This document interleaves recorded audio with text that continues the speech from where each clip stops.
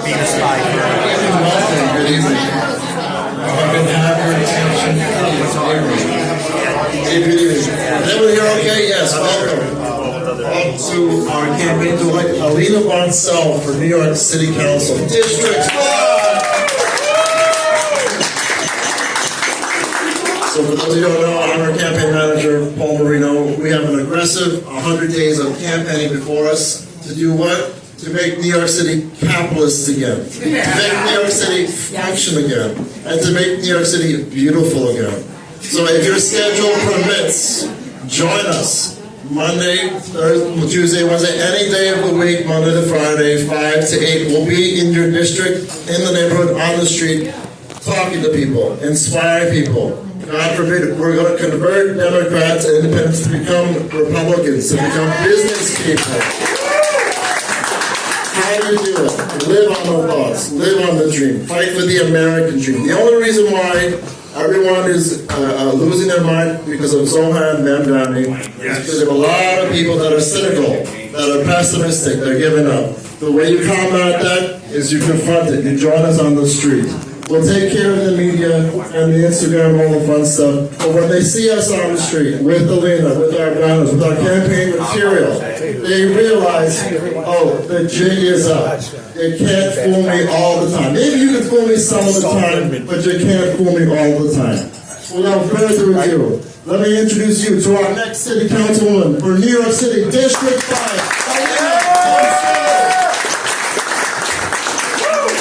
I just want to thank Paul and my team and everybody that made this happen, and Dan. Where's Dan? Dan the man. There he is. And my son, Gavin, right there. I have 2 boys, but so I'm really excited to be running this race because I think we finally have an opportunity to turn things around between Donald Trump getting elected and between Mamdani, unfortunately, but at least it's, opening people's eyes into what needs to be corrected in New York City. So a month ago, he won, to everyone's surprise, the primary. And the reason that he did that is because he actually, even though he's a Democrat, leaned into the failures of the last 12 years by the Democratic Party. He listened to the voters who told him that their quality of life is suffering. And he offered them solutions, yet built on utopia and impossible to execute. But he convinced them. And there is no denying that our quality of life has suffered. Affordability is just not what it used to be, and crime, and all kinds of things. And I hear you, and I want to do the same thing, and I want to create a better New York, and I want to create legislation that will serve us all, that is smart, and that is fair.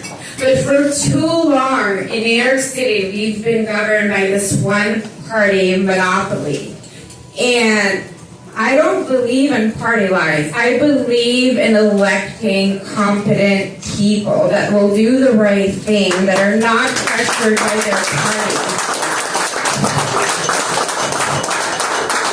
For example, our city council women. So I'm running for District 5, which is the Upper East Side and Roosevelt Island, from 58th Street to 96th Street. Raise your hand who lives in my district. What has she done that has improved your quality of life in the last 4 years? Why should she be reelected? The only thing that has gone up in our district are skyscrapers, lots of new development and new construction. So if I told you her husband, Bruce Menon, is a major player real estate developer, would it be of any surprise to all of you? No. Our neighborhood deserves better, and I want to do better. I want to restore safety. I want to support the NYPD. We need more officers at night on our streets and subways. No more sanctuary city. We also need to legalize pepper spray, unrestricted. Because when there is not enough officers, and when the 10 Steps Act was voted on by the current city council member, which limit response time and create bureaucracy in the NYPD, pepper spray is the only defense a woman has from harm.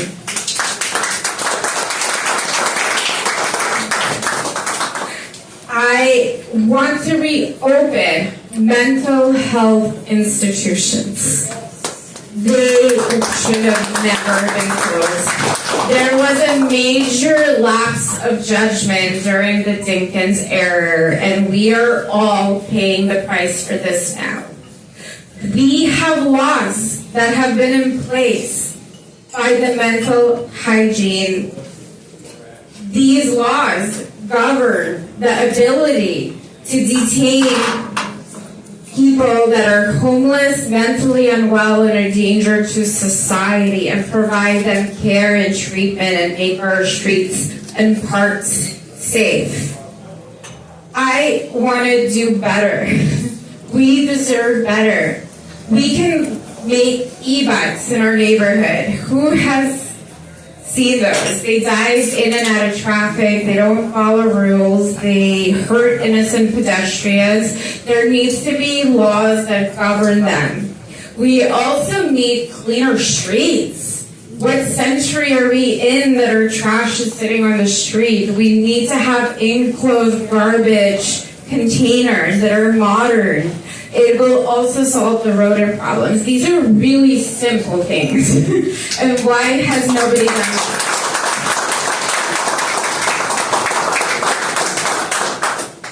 So, the other thing that I want to mention that is really important, especially if you live on the Upper East Side, you see so many businesses going out of business, so many empty storefronts.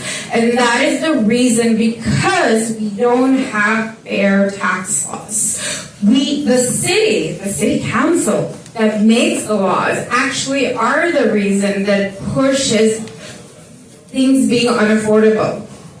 Landlords have to pass the costs, and they drive tenants, residential tenants, and business out of our neighborhoods. We need to create structured, fair tax relief, not what Madame wants, which is attack the most successful New Yorkers in the city. So, the other thing that is important is that our education, our children. I have 2 children that are in the public school system, and I grew up, and my family immigrated from the former Soviet Union. I was 6 years old, and they came with nothing. I went to public school, and our public school system spends almost $40,000 a year now per student, yet even though we spend way above the national average, our children are testing way below the national average. Why is that? Charter schools, on the other hand, are thriving.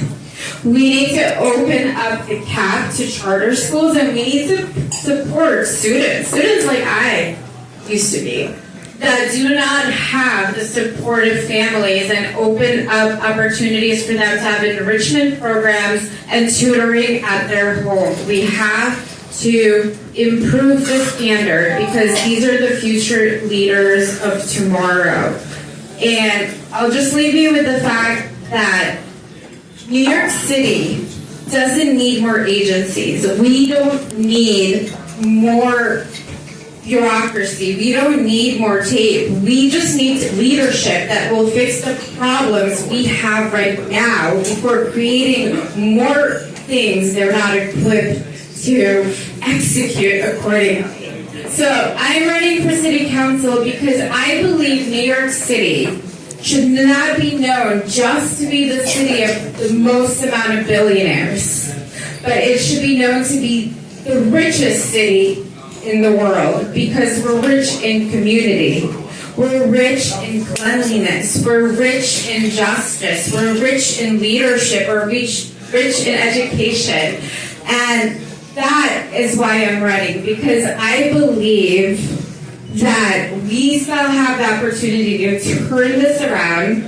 And I love New York just like all of you. And I want to protect City Hall because a mayor has absolutely zero power without City Hall.